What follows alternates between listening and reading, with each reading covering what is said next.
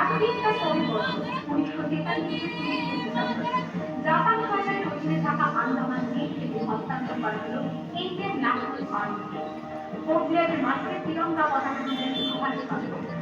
এটাই স্বাধীন ভারতের মাটিতে প্রথম আইএনএর commander in chief Subhash Chandra Bose হলেন ভারত জাতির স্বীকৃতি দিয়েছিল 18 वंदे